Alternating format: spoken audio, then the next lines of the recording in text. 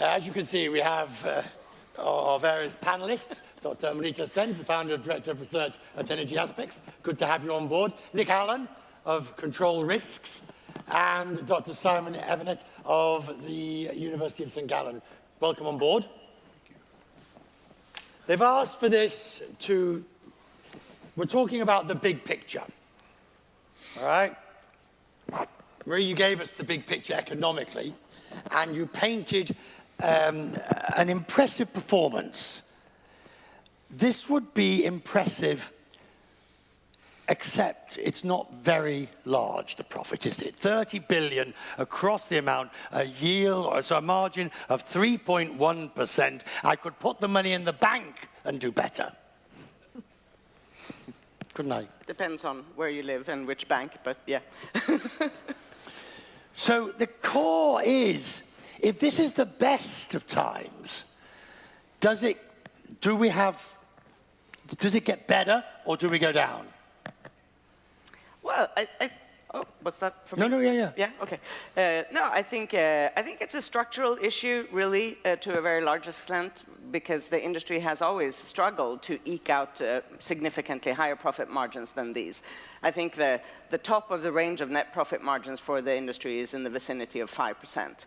So, you know, really, this is not bad given our past. But clearly, we have some long-standing structural issues that still weigh on us and hold back our profit-making potential. Right, and the difficulty is that those issues, Nick, those issues, the problems are all there and getting bigger.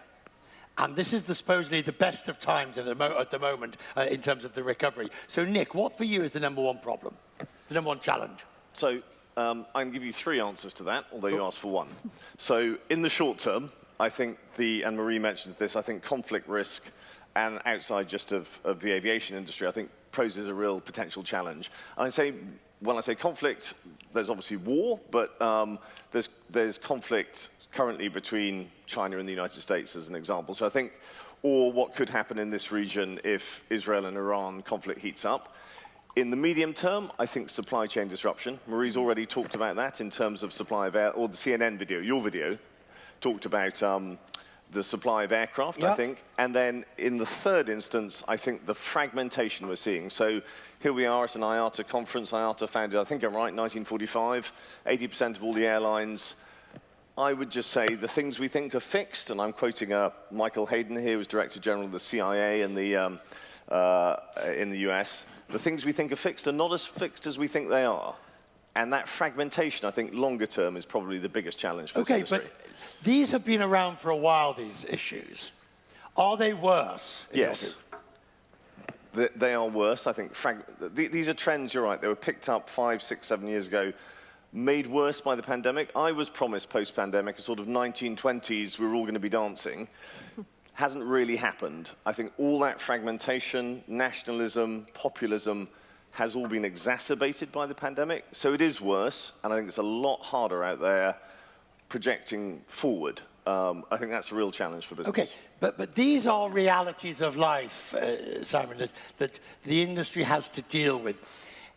Does it have a capacity to deal with? And we're going to break them down in just a minute into its constituent areas. But for the moment, if you take the list that Nick's just given us, there's not a lot you can do about it other than react. Well, you can prepare and react. Yeah, well, being well prepared to react is not a bad thing. But I mean, what are you going to do if you're Air Baltic? You can't fly into Russia anymore. You've got to react. You've got to move around. These conflict scenarios we talked about, I think, are absolutely pertinent. I think we're quite likely to see an acceleration in regionalization of the global economy, especially if Donald Trump gets elected. Europe will abandon North America. Do you consider Donald Trump's re-election to be one of the global risks for the aviation industry? Yes. Yes. For the simple reason that I think the transatlantic alliance fragments. If he gets re-elected, Europe will turn its back on North America. North America will turn inward. If you're running an airline in North America, I mean, the NAFTA agreement will be renegotiated to the benefit of the United States and to marginalize those Mexican factories which are all being built now. Yeah, no, I think Trump's re-election will be, or election would be, a very significant factor. It's not the only conflict-related thing we've got to worry about. We've got to worry about Russia possibly prevailing in Ukraine, and then let's get on to Taiwan later. Can I just go home now, please? Can I challenge the Trump? Yeah, of course, go ahead. The Trump view, because, and I'm not here giving sort of party political broadcasts for either side. I'm not an American citizen. But Trump's previous presidency, if you're objective about it, right, lots of things he did were not bad for business. I think if you look at, Marie, you mentioned the biggest input for airlines is fuel. You will see huge increase in US drilling. From an environmental perspective, you might not like that. So from a fuel price perspective, you might. It increases fragmentation, probably. Is it the number one risk? I would challenge that. Except we have sort of been forewarned of what might happen. In terms of protectionism? Yes. Yes. Yes. So you know, we can't say we weren't told. I want to hear from everybody to start with. Essentially, all they're talking about, your fellow panelists, are various risks, but underlying them, of course, is that they all affect the cost of energy. And that's your area. Yeah, I mean, I'll come back to what Nick said because I want to challenge him slightly on Trump raising. Oh, don't start there, please. We're more interested in that. U.S. production is already at a record high. So I think it's it's a very political point to say that Trump is going to come and actually raise production. It has been growing under Biden. If anything, yes, Biden has made permitting harder, but that hasn't had any impact whatsoever on near-term production. It's at 13.3 million barrels per day. We expect it to go to 13.7. I don't disagree that Trump is going to make it easier on a permitting basis, but the bigger challenge with U.S. production is we are running out of what we would call sweet spots, right? The risk, if Trump comes to power, is going to be Iran, Venezuela. What does he do to international supplies? The Biden administration has completely turned a blind eye, and we're getting about 800,000 barrels per day more from Iran into the market. Right. So that's the offset. But in terms of what you were asking about oil prices, Marie mentioned as well, yes, OPEC's just come out overnight and extended their deal. There's a lot of complacency in the market right now. Yes, we do have a lot of spare capacity. Demand growth isn't great. But there is a pretty solid floor for crude prices. I would say for airlines in this audience, crude is irrelevant. It's really jet fuel. And that's where the crack spread, and that's where a lot of the challenges come in, because for all Isn't this where clever hedging sort of does its magic? Well, I don't think everybody here believes in hedging, and let's not even, that could be a whole session by itself. But yes, I think you are seeing, and there is definitely sophistication in that going on. Crude prices are becoming less and less relevant. It's the crack spread. We're shutting down refineries because everybody's concerned about emissions and peak oil demand. That's the problem. We're not producing enough diesel and jet fuel in the medium term. That's the thing airlines need to be very concerned about, on top of that SAF. So not only are you saying, not only are we not producing enough SAF, anywhere near enough, we're not producing enough of the stuff we already need. Or we will not be producing enough of the stuff we need, yes. Yeah. Indeed, we're sort of not. We represent about 8% of refined output. Yeah, aviation. The demand takes yes. Aviation takes about 8% of whatever the refineries are putting out, and that's not a small number necessarily, but it's not it doesn't make us a priority in the product mix. So we really have to fight for keeping our share of refined output, and we face fierce competition from the diesel people. Now, there's an opportunity here, of course, because if we think that cars are turning to electric, we should have an easier time of switching the diesel to jet going forward. And this should be the same for biorefineries, of course, as well in the future. The problem is we've shut down 3.2 million barrels per day of refining capacity during COVID, globally, just in during the COVID years. And now, from next year onwards, we are shutting down, on average, about 1 million, if not more. By 2026, we are not adding any new capacity net.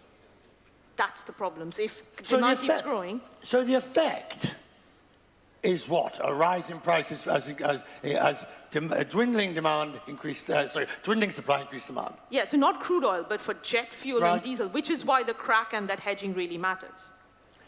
will there be enough? Right here, right now, no. So what happens? Tim decides he's not going to fly a few 380s. Well, no, the prices go up and then you get the consumer to react. But I think we're seeing a change, aren't we, in terms of all those projections around what was going to happen by 2050, which was a kind of big round number that people chose that was sufficiently far off. And you're seeing, you know, the big energy companies talking much more about actually increasing carbon fuel production to fill this gap. And obviously, I know this all takes time, but you're right, the market will respond. I was listening to a presentation that Dangote made, CEO of Dangote, about refined fuel production in Africa and big plans for that. So I think the debate is shifting a little bit, and we're probably seeing a slightly more carbonized future than we were talking about 2 years ago. Not my area of expertise, and I know, you know, Amrita and others know more about it.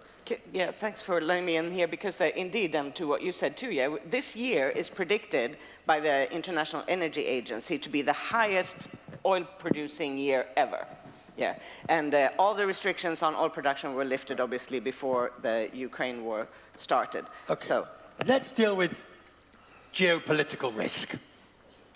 The war in Russia, or the war in Ukraine, Russia's war in Ukraine, it rumbles longer and longer. I can't believe I'm asking this, but if Russia prevails and succeeds in Ukraine, what does that do? So the next step, then you go to Lithuania. Sorry? Lithuania is next. Why? It's unfinished business for the Russians. Even Gorbachev was cheesed off that the Lithuanian Communist Party left first when the Berlin Wall fell. Our German friends have announced that in 2027 they will have a full military brigade in Lithuania. So if Russia prevails in Ukraine in the next 12 months, they've got 2026 to get into Lithuania before the German brigade shows up. That's the timetable.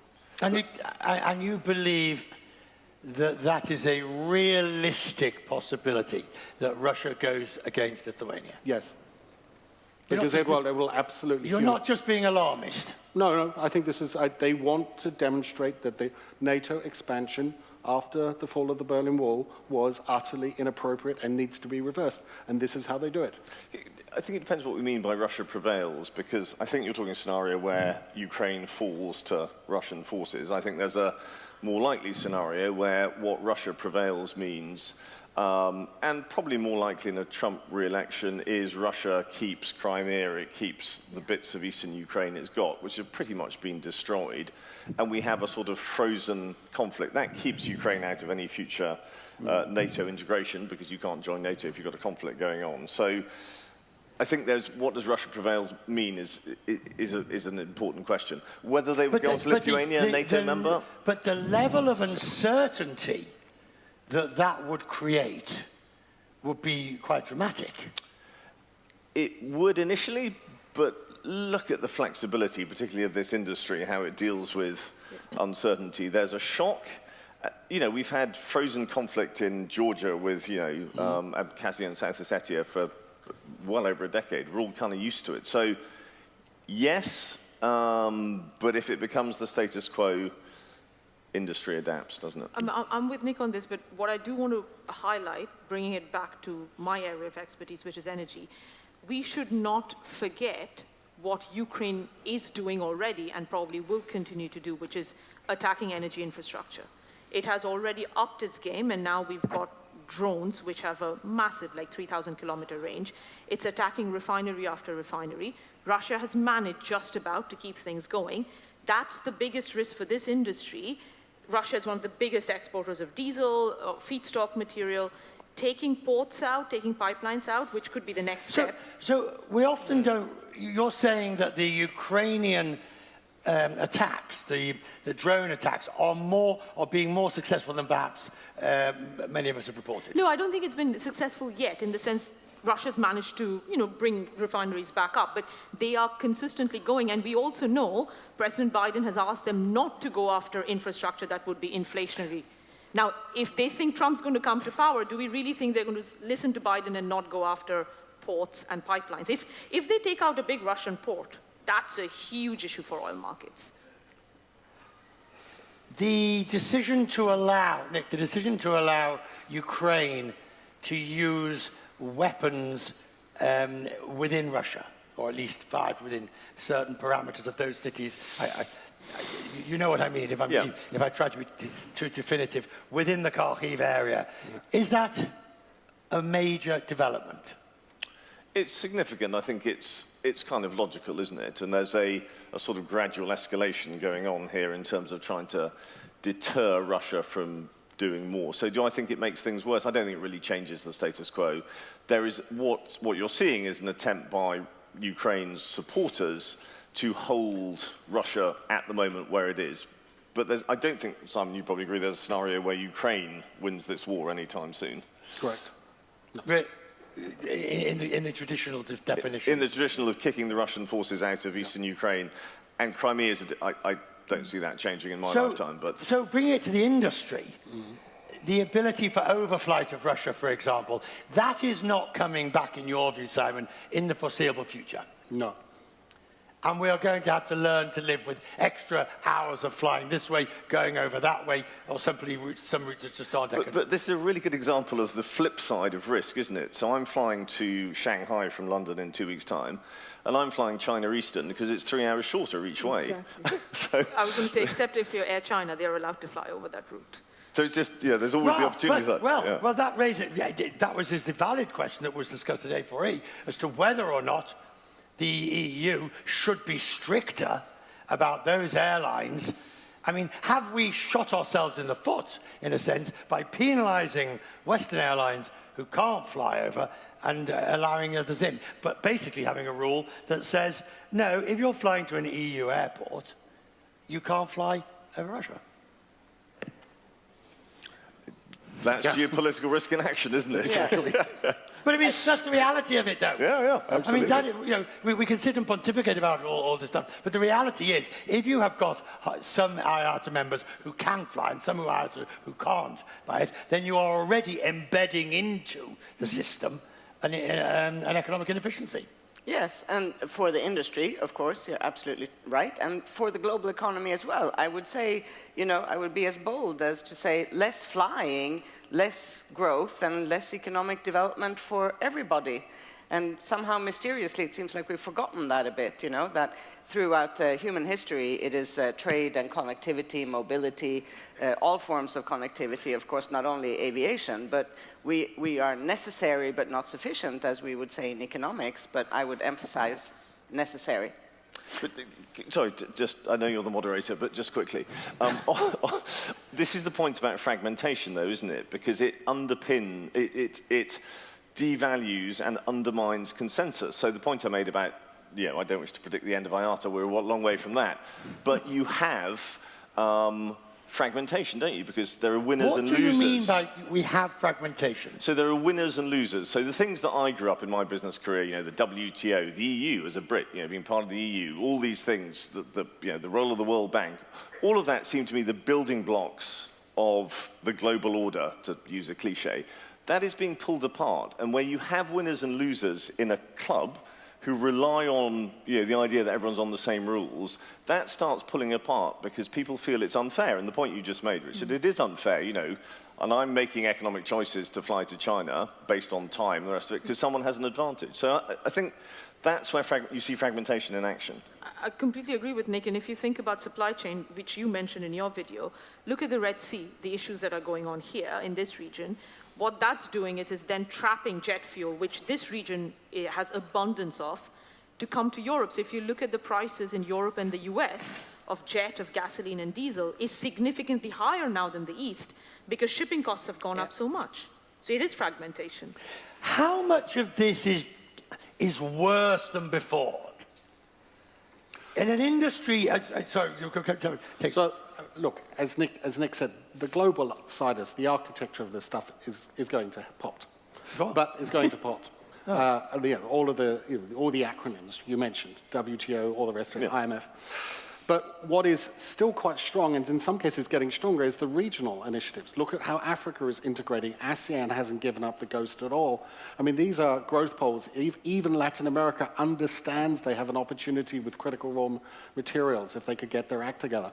So there are, I mean, at the regional level, things are still there. I know the EU is slow, but let's face it, for better or for worse, the van der Leyen administration has got more done in the last 4 years than in the previous 20. And so the regional stuff seems to be where the traction is. But can the regional stuff have the necessary or sufficient effect that the global stuff had that's fragmented apart? Or do you end up, I mean, there's a reason why the global stuff was put together. No. Because it was more efficient and there was a consensus. If you start that fragmentation, which you already say it has, can it replace? No. I mean, clearly going back where we were 20 years ago would be much more preferable. It's not on the cards, though. So the question is, how do you play in the regional markets you've got? And which of those regional markets can you tie together with the airline industry, right. I guess? But if you're a global carrier... Yeah, I get it. Yeah. If you're a global carrier, first of all, you have the issue of your nationality, you know, and what you've got to follow. And then you've got the sensibilities of the nationality vis-a-vis the other parts of the country, which brings me to China and the US. Mm. And if there is a deterioration, if that's possible, in terms of trade and relations there, what happens? Well, look, I mean, it is... Taiwan? Well, we can come to Taiwan, let's do that. But let's not forget, you know, where Trump was erratic, Biden has had method. And Biden is systematically shoring off parts of trade, tech relations, which are now off limits. And this, I think, will continue.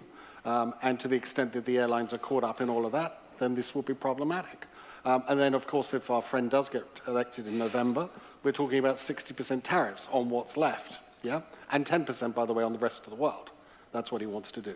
So, yeah, we're talking about a massive trade shock, but I think that's where North America really does turn inward. And let's not forget, by the way, China has been turning inward for the last 15 years anyway, with its dual circulation strategy.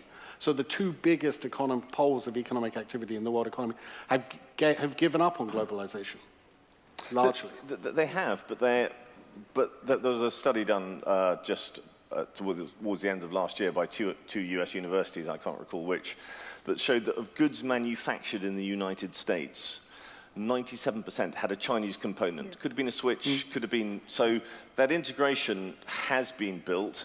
I think the Taiwan scenario is, you know, I think as Simon says, this is probably going to be an issue, but it's going to be gradual. And there are things, you know, if China declares sort of Taiwanese airspace, I think the term is a sort of air defense identification zone, that could be significant challenges. I think we are seeing these two, particularly in the technology sphere, countries move apart. You're having sort of technology blocks, I guess. And the risk for aircraft, I guess, is the secondary sanctions risk. We've already seen that happening. Company here in the UAE last year being sanctioned for supplying parts that were heading into the Russian war machine. So it is going to have an impact, and it's in sort of possibly unexpected places. If we took, yes. No, but I was going to say, in terms of China-US, you've already seen Chinese passenger traffic hasn't recovered fully yet to international passenger traffic, and a big chunk of that is the US. I mean, goods-wise, I agree, there's a lot of manufacturing parts that continue to flow, but passenger traffic still hasn't, and I just don't see how that ever gets back, or for a long time gets back, to the pre-COVID levels, just because of the relationship between the two. I was interested on SAF. I can't believe I used that in the same sentence. I sort of look at SAF and then I have a headache and need Nurofen because I don't really understand it. And one airline CEO I heard say yesterday, well, don't worry about it. You know, it'll all sort itself out. The targets will be missed, or this will happen, or that will happen. But we're making a fuss about, we're not making a fuss about nothing, but we're making a fuss. Do you agree? I had a slide, if you allowed me to have a slide, I had a slide called What is SAF? It was pretty pictures, but anyway, I'll send it to you. I think that the issue is, you are exactly right. We are making a fuss. A lot of airlines have come up with, I guess, mandates, very, very high mandates.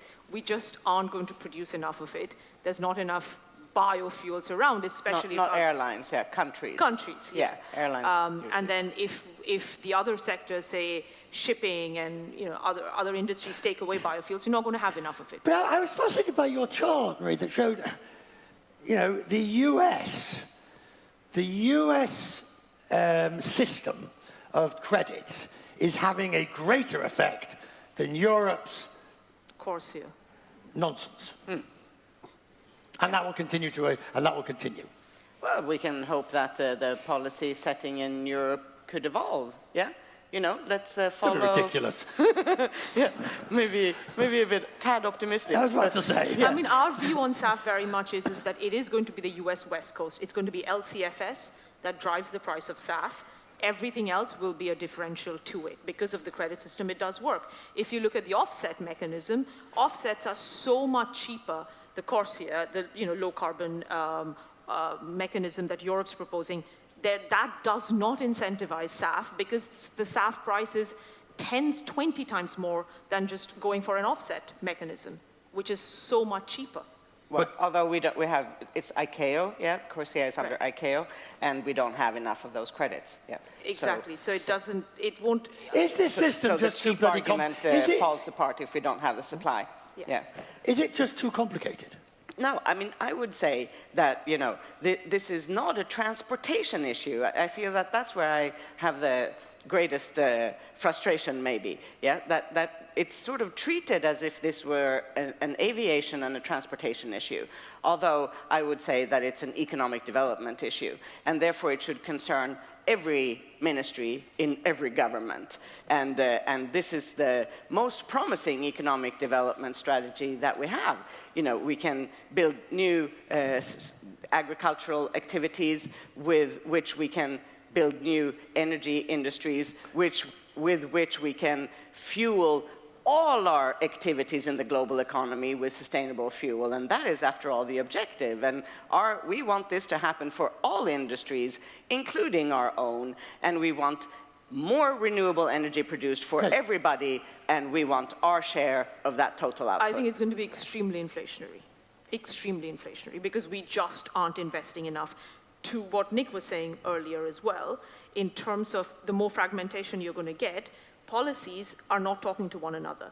Energy transition policy needs to be global. It can't be regional. And that's why you have arbitrage opportunities. You said it's going to be inflationary. Yeah. Talk that through, please. What you are seeing with energy transition, and we are now seeing energy companies just basically saying these targets, we can't meet them, so we're going to go back to kind of oil and gas and fossil fuels. But let's talk about carbon border adjustment. Sorry? Right?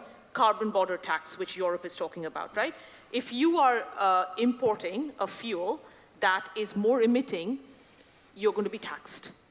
Where does that go on to? You and I are going to pay for it. It's going to get passed on to the consumer. But as I understand it, we're going to get screwed regardless, whether it's that particular tax, right, or whether it's the increased cost of SAF. Right, that's my point. Right, or whether it's the mandate penalty that the supplier is paying that then gets passed to the... Or renewables. If you have only renewables without baseload gas, you have to pay for the intermittency. So now you have to pay for both for electricity prices. So everything in the energy transition system is extremely inflationary, and no government official in a democracy is willing to stand up and say, yes, that's the true cost of transition. This is like because of what the former head of the Eurogroup said.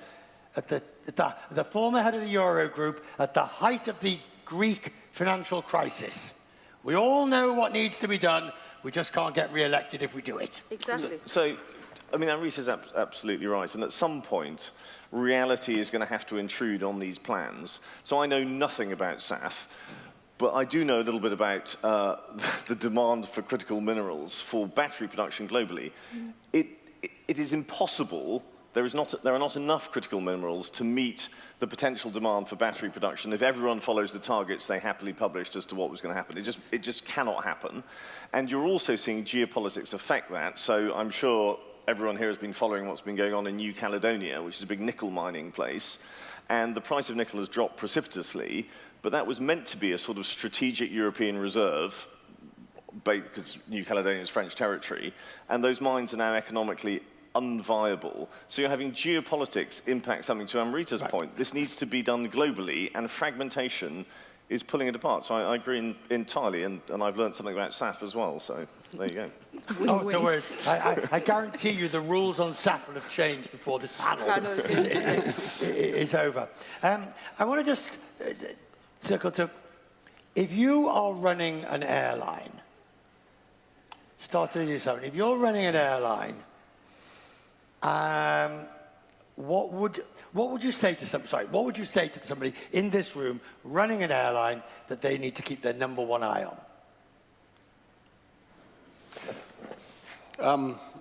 The US election is the next big event. That's the thing. I mean, so much follows from this. I'm sorry.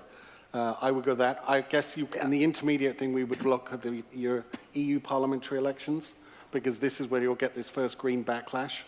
So if you're talking about the concatenation of political factors, yes, it is all that stuff which is just going to build up. And to stay with you, Sam, just to the extent that you can affect anything. I mean, I don't mean in terms of the result of the election, but you know, to the extent that you, in terms of running around, what do you do?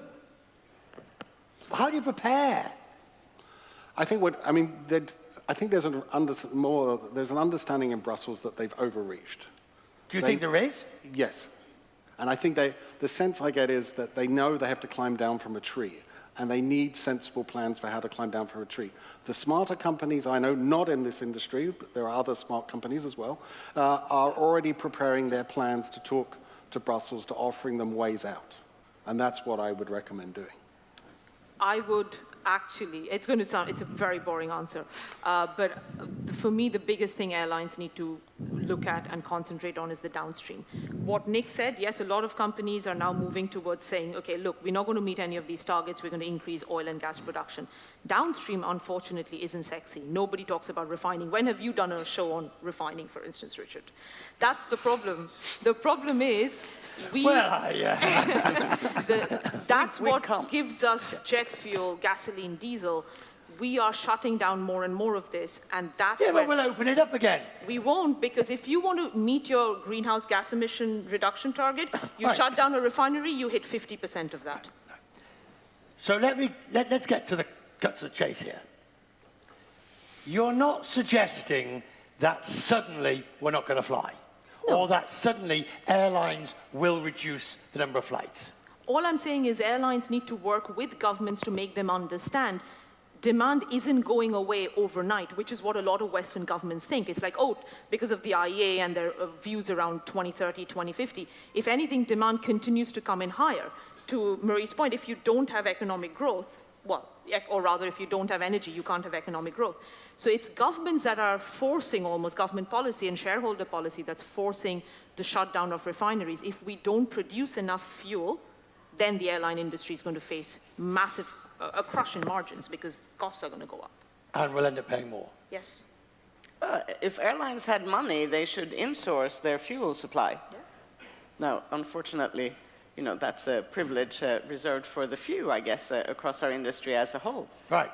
Before we finish, in the room, is there a geopolitical risk we have not addressed? Just shout it out, I can hear.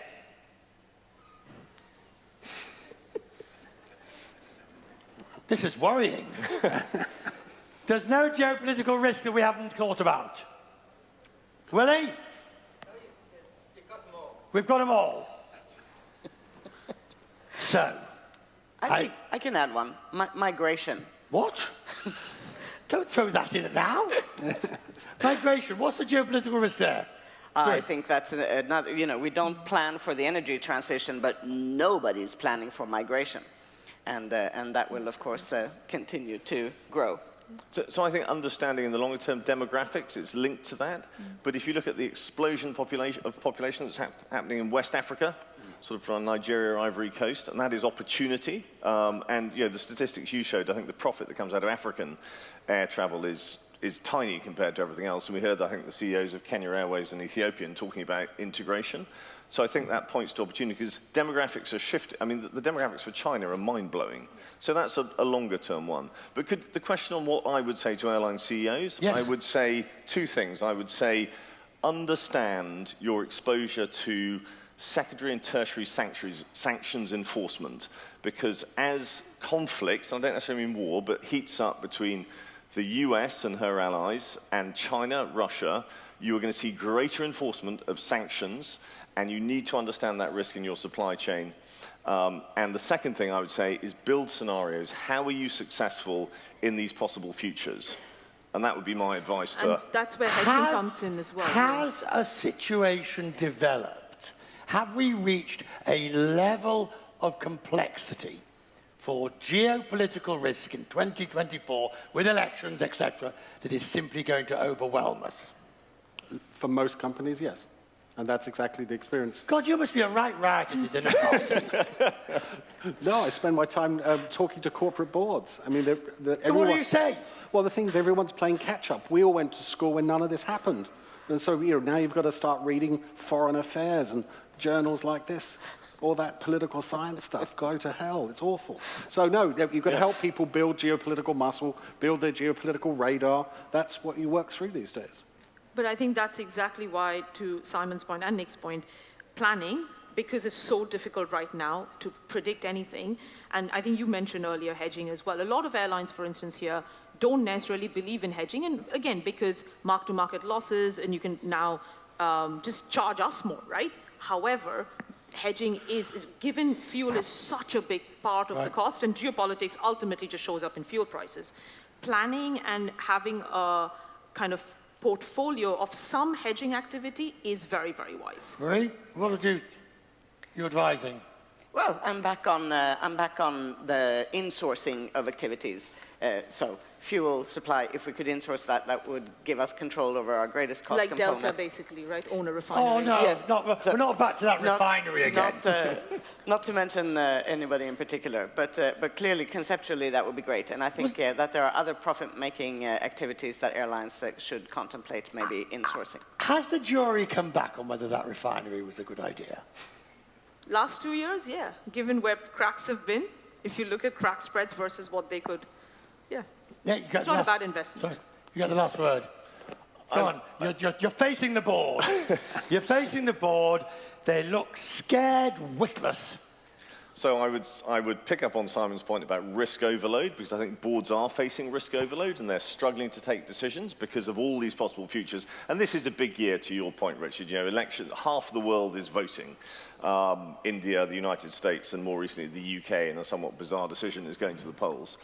So I would... Tell us what you really think. So I would say... Does it matter? UK's going to Not particularly, no. No, it doesn't really matter. But I would say...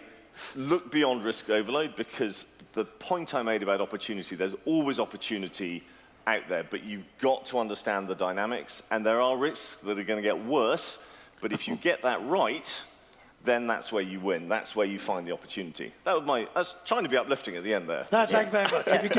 If you get it right. Ladies and gentlemen, you can now come out from under the bedclothes and switch the light on. Thank you very much for giving us a frightening look at the future. Thank you. Thank you so much.